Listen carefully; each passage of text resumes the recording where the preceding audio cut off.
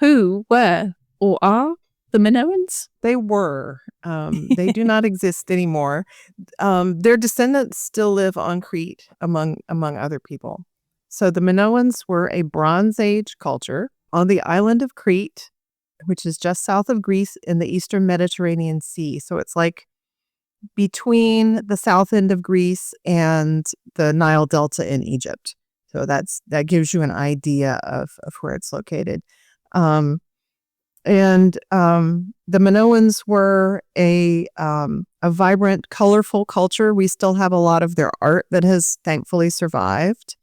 They were wealthy. They traded all over the place. They were a seafaring culture. They were very, the sea was very important to them. Because, I mean, living on an island, that's kind of obvious. But, yeah, so they were fairly typical of Bronze Age. And by Bronze Age, I mean like 3000 to 12 or 1300 BCE, that time period. They were fairly typical of the cultures in that area in terms of the fact that they were polytheistic. They were farmers and sailors. You know, they lived on the land and on the sea as pretty much everybody did. There are a few things that set them apart. As far as anyone has been able to determine, they did not have a military. They were not bent on conquest. So they lived on an island. They were centered on an island, and so they didn't have borders to deal with. And so they had the luxury of being able to be kind of neutral and trade with everybody and not threaten anybody. And so that allowed them to become very successful. And one other interesting thing that we have discovered about them is they appear to have carried on Neolithic religious practices into the Bronze Age. So the Neolithic is the period when agriculture first developed, and that's around 10,000 to 9,000 BCE in Anatolia and the Eastern Mediterranean. The Minoans' ancestors came down from Anatolia, which is modern-day Turkey. They migrated to Crete and settled there around 10,000 to 9,000 BCE. And so that was during the Neolithic. That's the earliest farmers.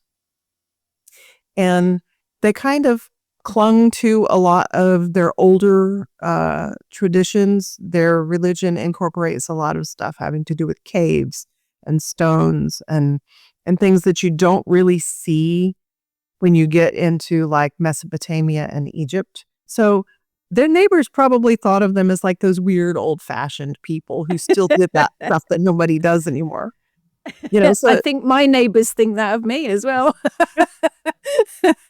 So that kind of set them apart, but they were still very much an integral part of the cultures of the Eastern Mediterranean back then. So to be able to find all of that information is always fascinating as well, isn't it?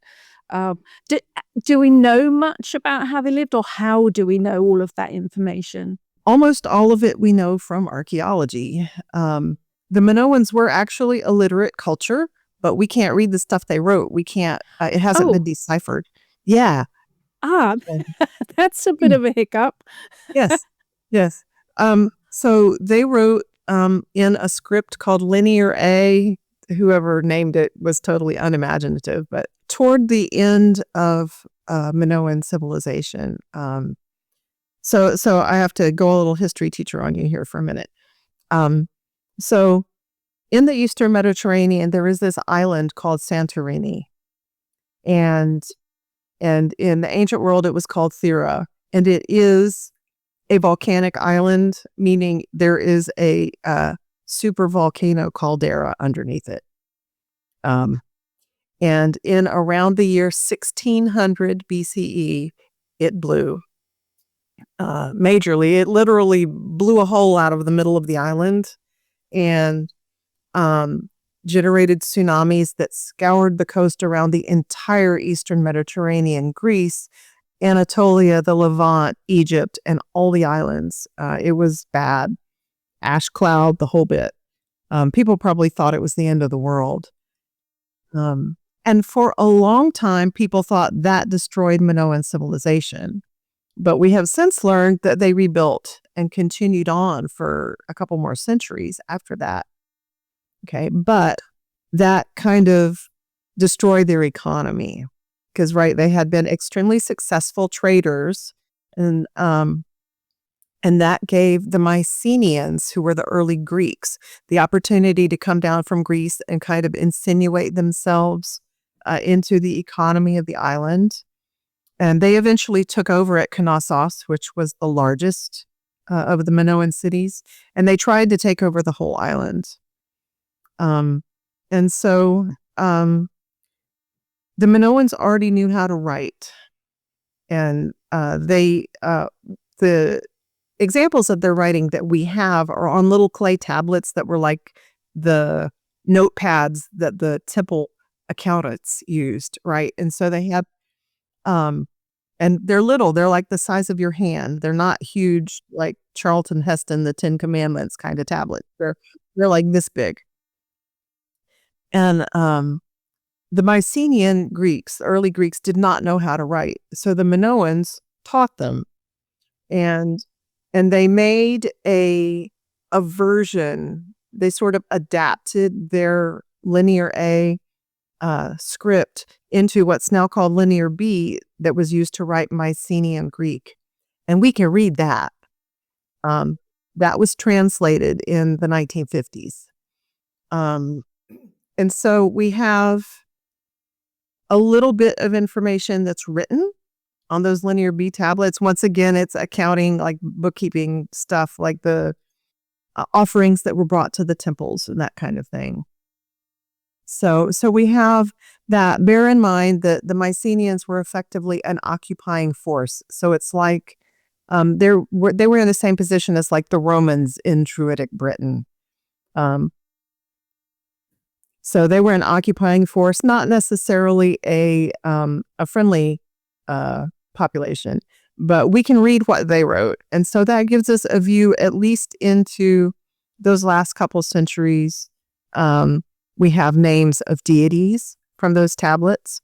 We have names of, clergy positions, the kinds of activities and offerings that were made in the temples. So we have a good chunk of information about Minoan religion and, to some extent, their economy from those.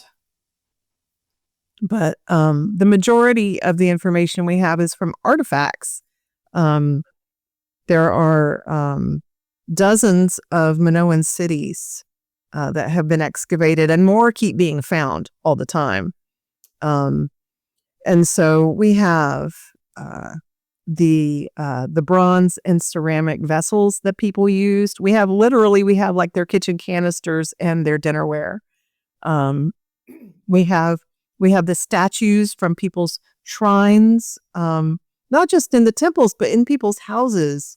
It's really, it's really nifty to look and see that ancient pagans, just like modern ones, have like altars in their homes, little shrines, and